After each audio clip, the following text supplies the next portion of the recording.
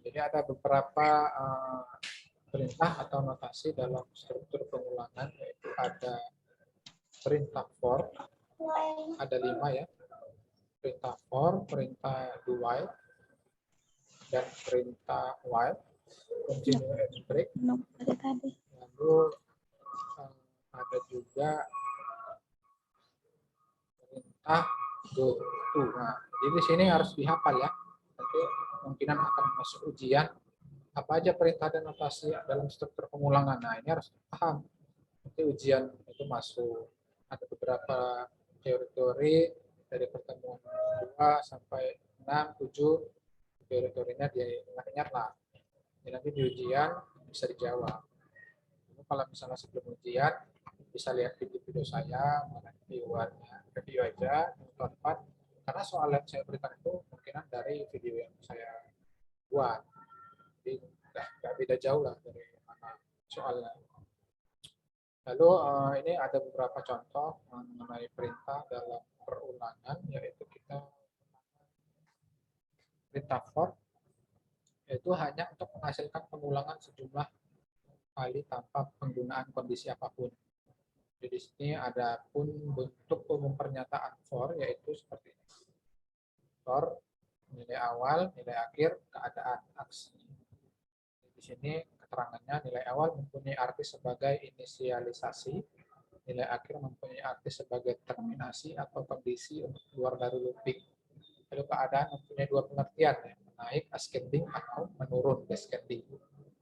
Baru jumlah aksi diulang sebanyak nilai akhir kurang nilai awal tambah 1. Wah, ini aksinya, hasilnya. Lalu di sini ada contohnya. Buatlah algoritma dan program untuk mencetak nama Anda sebanyak 10 kali. Di sini kita mau mengulang nama yang diinputkan sebanyak 10 kali. Jadi kita harus menggunakan variabel k, berarti integer, for, yang menggunakan for untuk perulangan, k sama dengan 1, k itu yaitu variabel sebelumnya, ini ya. Kita kasih value atau nilai 1, itu menuju 10. Nah, 10 ini adalah hasil yang akhirnya. Ingat tadi kan, seperti yang dijelaskan tadi, yaitu kita nilai akhirnya itu lalu diteruskan ke nilai awal, diteruskan ke nilai akhir, baru ditambah 1 nanti.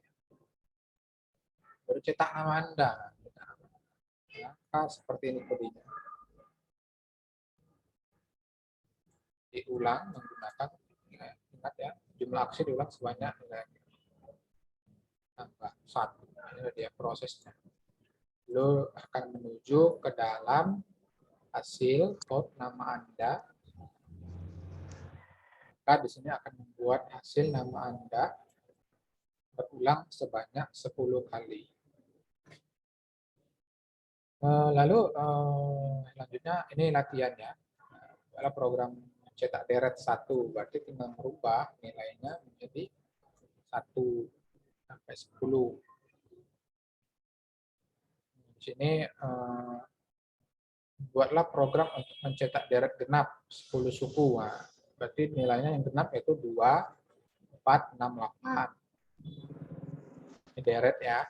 Ini deret, ini genap, ini deret kuadrat 5. 5 suku kata, berarti 5 suku nilai yaitu 149, 16, 25.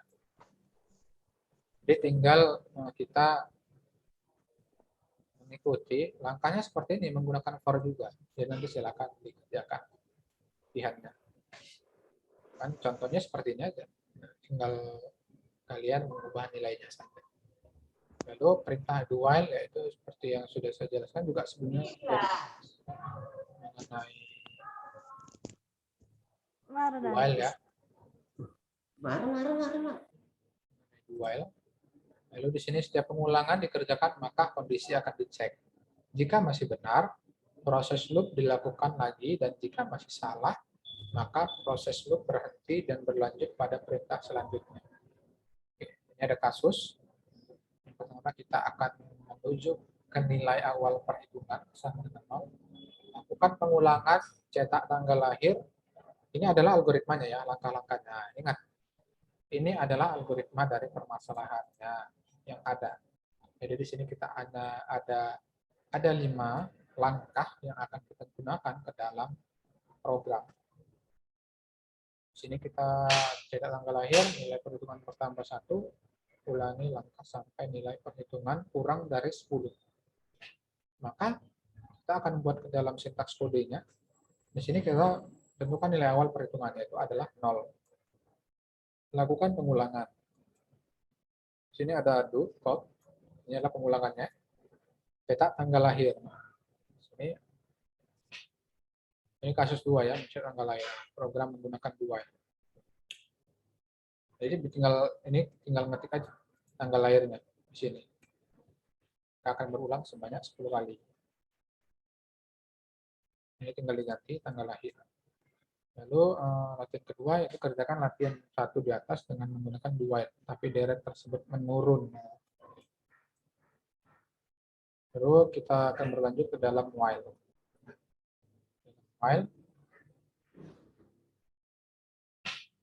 Selanjutnya ada do perintah while. Ini prinsipnya sama juga seperti do while, hanya pengujian kondisinya terletak pada awal loop.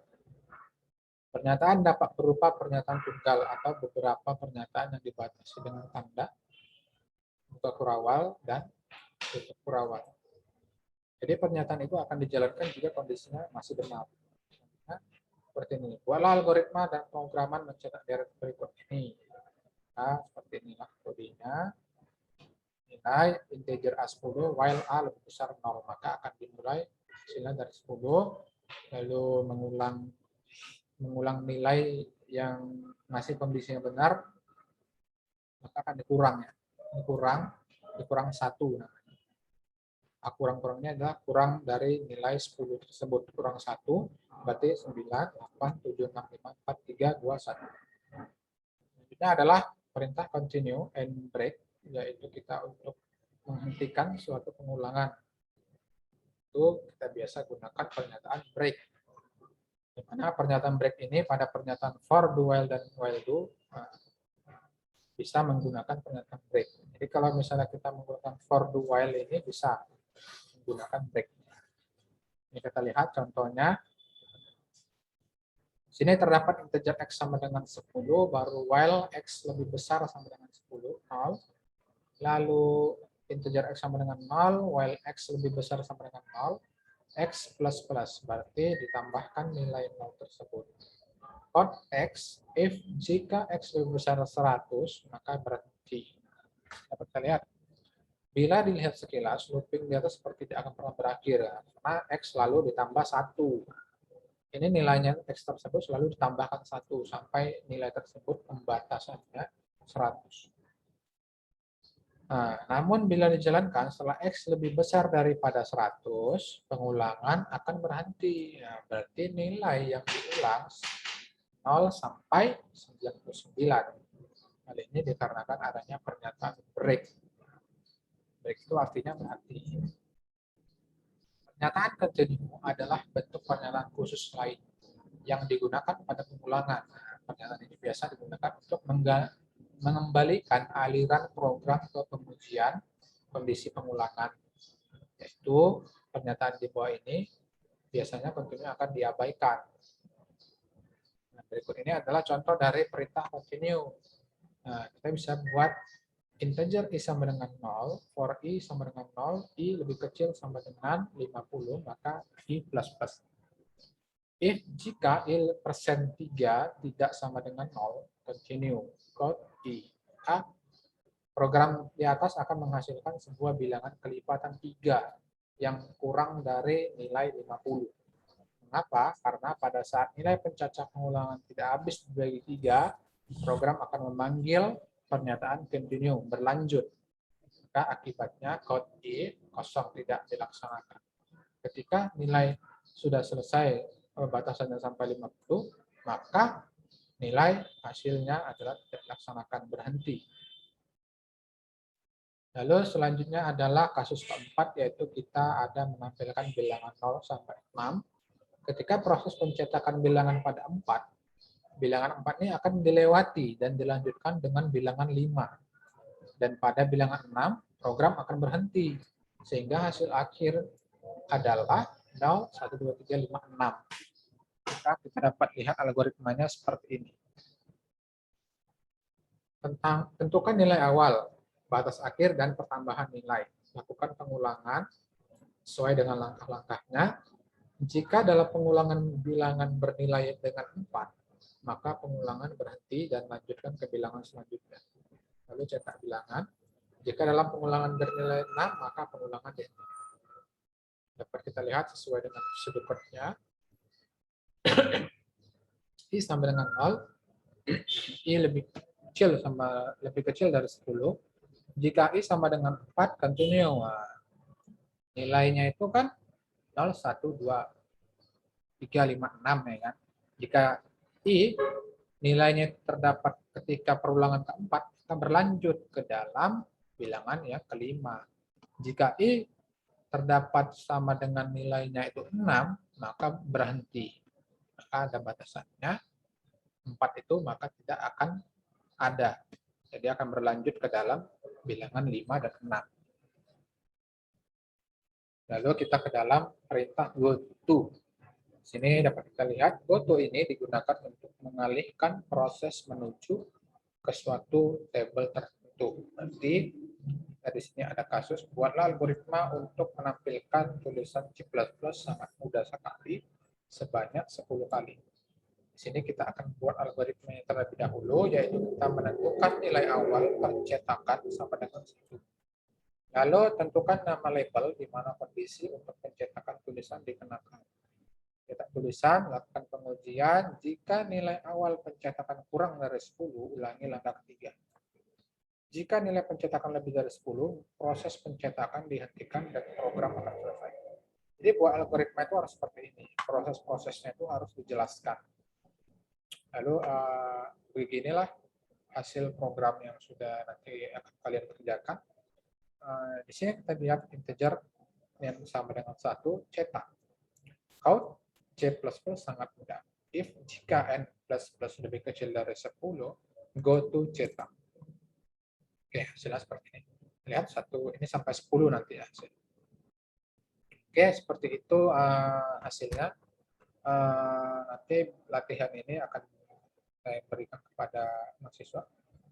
Rancanglah algoritma dan program untuk menampilkan semua bilangan ganjil kurang dari 100. Jadi nilai-nilai aja.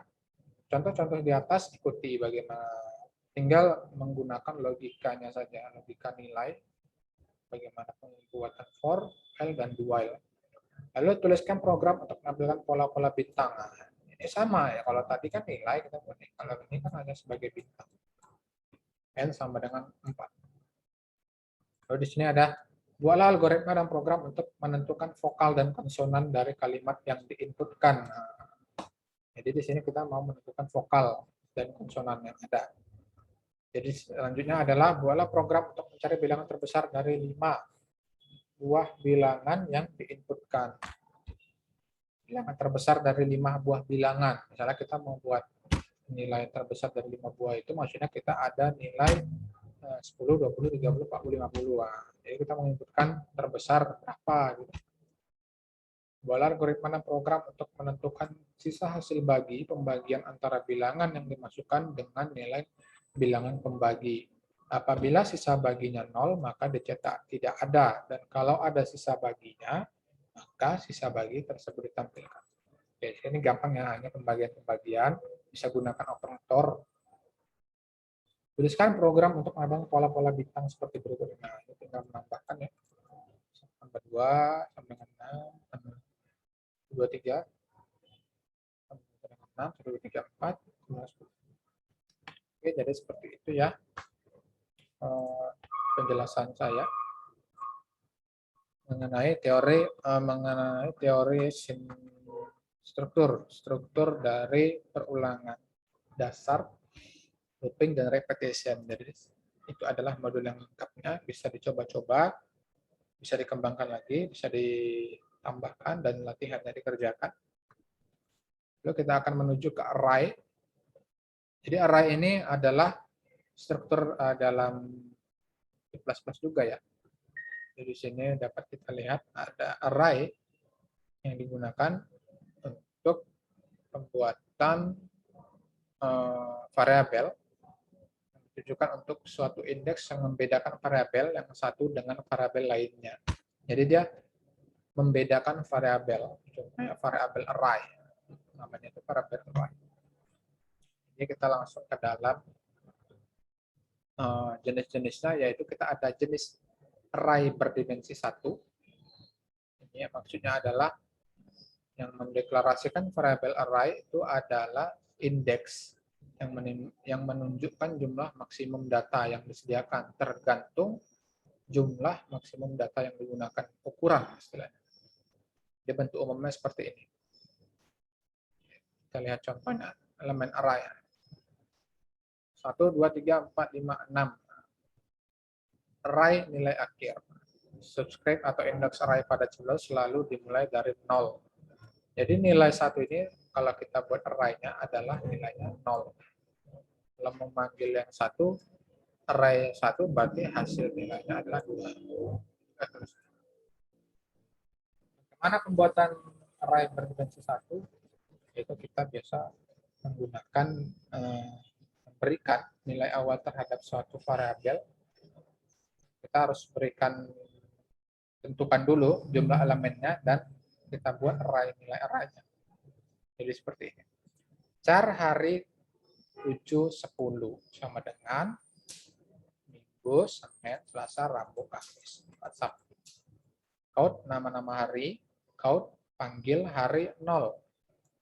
N hari 1, NDL hari 2, NDL hari 3, NDL hari 4. Berarti kita akan memanggil nilai 0, 1, 2, 3. 0, 1, 2, 3, 4. Minggu, Senin, Selasa, Rabu, Kamis. Lihat hasilnya seperti ini. Seperti itu ya. Baru selanjutnya bagaimana mengakses array berdimensi 1. Contoh nilai akhir 3. Nilai akhir 1, nilai akhir 0. Kita dapat lihat di sini kita buat variabel, dan tipe data ya. Di sini kita membuat nama 5, 20, nilai 1, 5, nilai 2, 5, hasil 5. Jadi kita buat for i sama dengan 1, i lebih kecil sama dengan 2, i plus 1. Di sini data jadi di sini sesuaikan dengan input Anda ya. Nama siswa, kita input nama siswanya, kita masukkan nilai mid test. Akan tersimpan ke dalam nilai variabel i. Nilai final, berapa nilainya? Hasil, nilai i kali 0,40 tambah nilai 2 kali 0,60. Selanjutnya, count NDL. Maka kita akan lihat hasilnya seperti ini. Oke, ingat ya, Raka 80, 70, data kedua, berarti berulang. Data kedua yaitu dinar. Nilai mid test 90, nilai final 80. Lalu kita buat hasilnya seperti ini, tabelnya. Ini dia, ingat. Maka akan tersimpan dengan tabel. Nama siswa Raka, nilai mid test 80, nilai final 70, hasil ujian 74. Secara otomatis hasil ujian akan menghitung dengan sendirinya menggunakan fungsi hasil, memanggil fungsi variabel hasil. Seperti itu. Di mana dia manggilnya, yaitu kita lihat di sini. Set precision 2. Kita dapat lihat. Ini dia hasilnya. Hasil ujiannya. Set precision 2 itu ya, nilai ini ya. Hasil ujian. Oke, jadi seperti itu ya, bisa dites nanti latihannya. Gampang ya pada array ini. Lalu selanjutnya adalah array berdimensi 2. Contohnya bagaimana? Kita mau lihat data penjualan per tahun, ada tabelnya. Lihat di sini integer data jual 3. 3 yaitu ini maksud di sini adalah jumlah kolom, jumlah baris, nama array, tipe data elemen array. Ingat, ini adalah struktur dasar dari penggunaan array. Membuat tabel ya. Inisialisasi array berdimensi 2, bagaimana caranya kita buat? Char nama 2, 3, 10. Nah, kita buat nilai array-nya 2, 3, 10. Pak, Bu, dan Mas.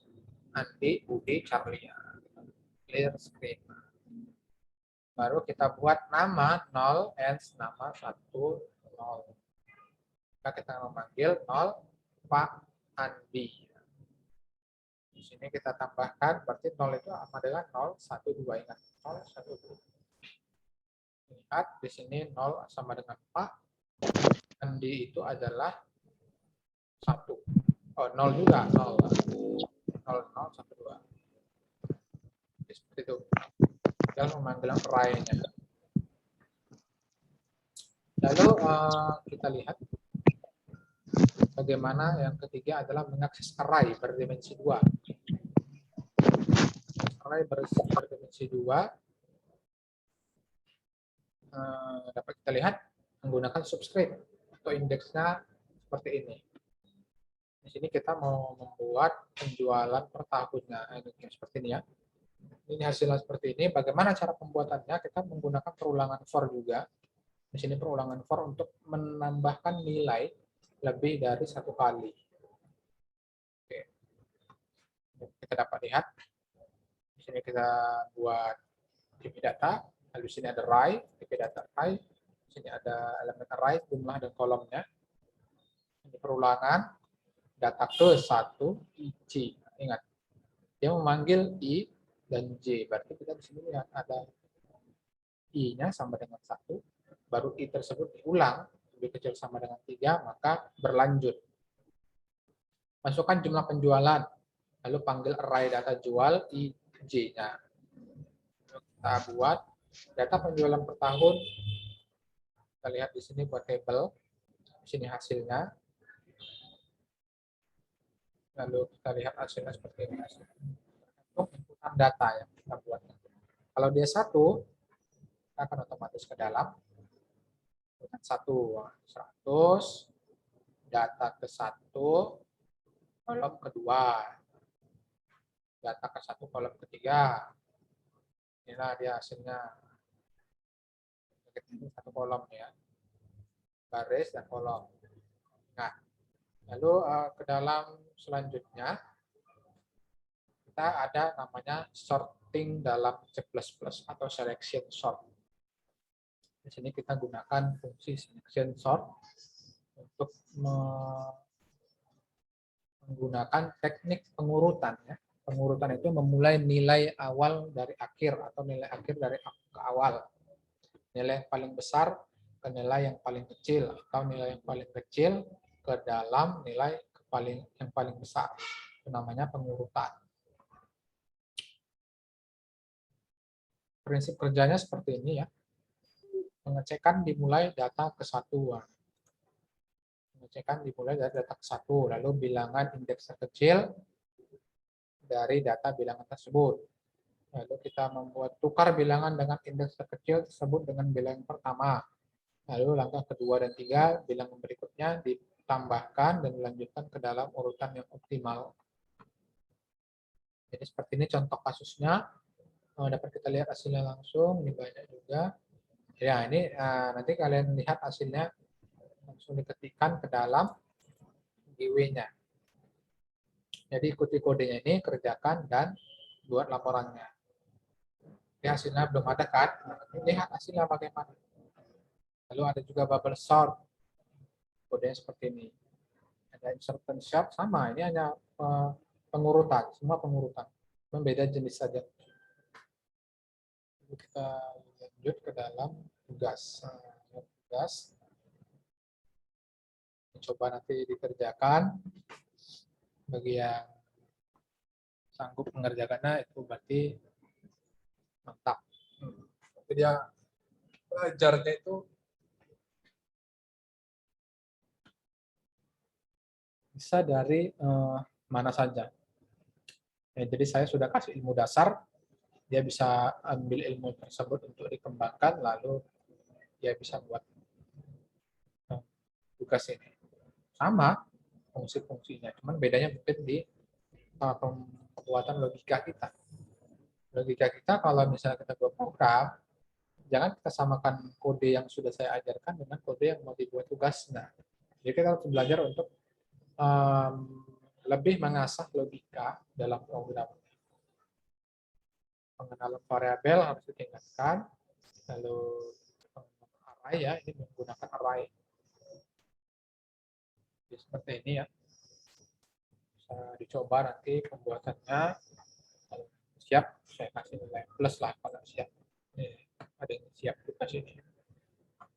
Nah, jadi seperti itu ya dalam materi hari ini. Nanti video ini saya akan terbitkan di YouTube saya. Jadi nanti bisa dibuat laporan praktikumnya, evaluasinya, bisa ditonton ulang ya. Saya stop dulu ya rekodnya. Terima kasih semuanya.